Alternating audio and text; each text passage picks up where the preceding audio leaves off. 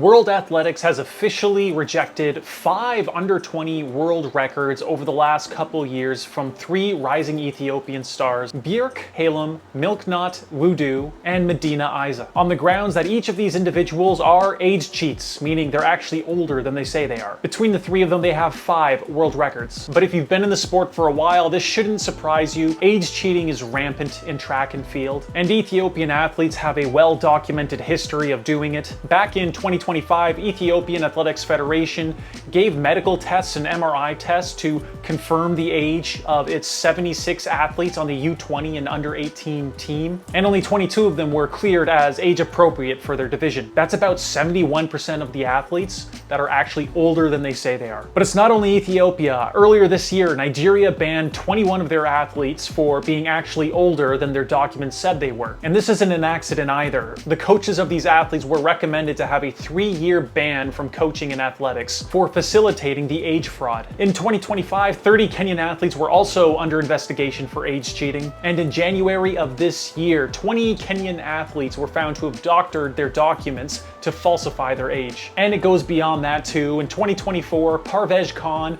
at University of Florida, along with getting caught for using EPO, also had been previously banned for being older than he said he was. According to a document released by the Indian Athletics Federation in 2021, it lists Parvez Khan there as actually being older than he said he was. So when he said he was 19 at the University of Florida, he was most likely way older. I believe if he said he was the age he was, he would have ran something like 155 or 156 at the age of 13, which is like insane. And in that document by the Indian Athletics Federation, you can find at least a dozen more athletes falsifying their age, and that's just in 2021. And it even goes beyond the scope of the sport of track and field. I remember back in 2016, in a city near where I lived called Windsor, there was a 29-year-old athlete on a high school basketball team who, when he was caught for falsifying his age, he said he thought he was 17 or 18, which is easy to forget sometimes, I guess. But back to the sport of track and field, there's been so many allegations over the years too of other athletes being actually older than they say they are, and most likely some of them are correct, but we get into the realm of just accusing people of doping, like a similar mentality of like, oh, this guy's doping, that guy's doping, and you just don't truly know. But for sure, age cheating is a problem. For sure, there are athletes out there that are lying about their age, but the whole point of age cheating is very intuitive. If you're a college or you're a sponsor and you see a 17-year-old run a 146 800 meter or a 338 1500 meter or even like a 13:15 5K, you're more likely to give them an opportunity to be sponsored or go to your college or join a team if they're 17 years old than if they're running the same times when they're 27 years old. At 27, you're at your peak years. Your peak years are most likely behind you. But if you say you're 17 but you're really 22, and everyone believes you're 17, obviously you just get more opportunity. But to summarize why people age cheat and to why people dope, it's actually for the same reason, is sports are ruthless and people want every advantage they can possibly get over their competition. It's been like that since the beginning of time. You want your unfair advantage. And being 22 competing against 17-year-olds, that's an unfair advantage. But we really don't see age cheating in the first world because our governments aren't corrupt, everything's streamlined, there's very little you can do to pay off an official to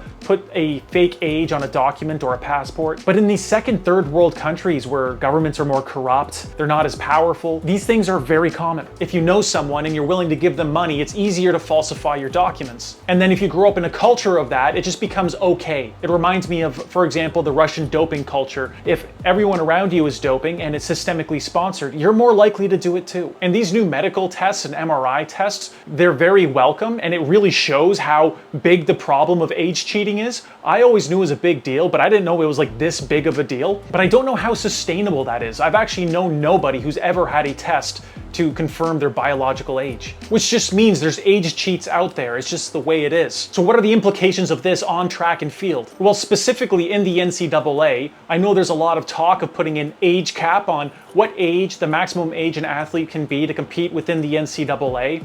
If you're an age cheat and you say you're 19 but you're actually 24, those age caps don't even matter. Within the NCAA in particular, the only issue that will solve this is just increasing eligibility, something I've been saying in previous videos here. Because as you get older, There's a point where you just stop getting better as much as you did when you're younger. And if we have increased eligibility and all these athletes are just a little bit older, we've really evened out the playing field. Is there that big of a difference between a 25-year-old competing against a 29-year-old? I don't think so. I think a 25-year-old can easily beat a 29-year-old. But let's compare that 4-year age gap to an 18 and 22-year-old.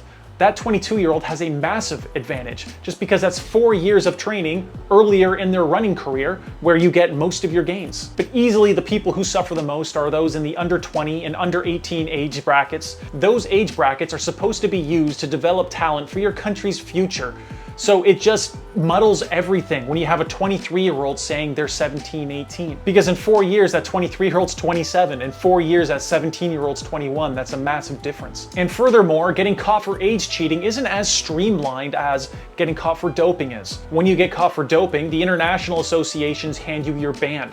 A lot of the times, there's no ban actually given for international competition if you get caught for age cheating, especially if you prove to them that you actually had nothing to do with it and you didn't actually know your age, which I'm sure there's a lot of leeway for that as well. So unfortunately, there's no easy way to solve this problem. There's too many different countries, there's too many different disparity in economics and the way their governments run and the way they run their athletic associations. These second and third world countries will continue to do this. Age cheating was a massive problem when I was 16 years old and went to the under 18 Olympics. And it's still a massive problem today. And in the future, it's still going to be a huge problem. Maybe a little bit less so with these medical tests, but again, how scalable are these tests? Are these athletes actually going to get banned? And how accurate are these tests too? If you lie about your age for just 1 year, can an MRI actually pick up on that? That's just ignorance on my part. I don't know. But regardless, this is still going to be an issue. I'm glad that these tests are really exposing how much of an issue it is, but if you're a 16, 17, 18, 19-year-old coming up, you're going to have to deal with it too. But the good news is if you keep running, good things will keep happening. You have the right coaches, you're just going to get better.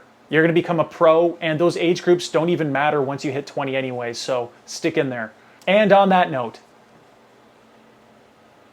I'll see you guys next time.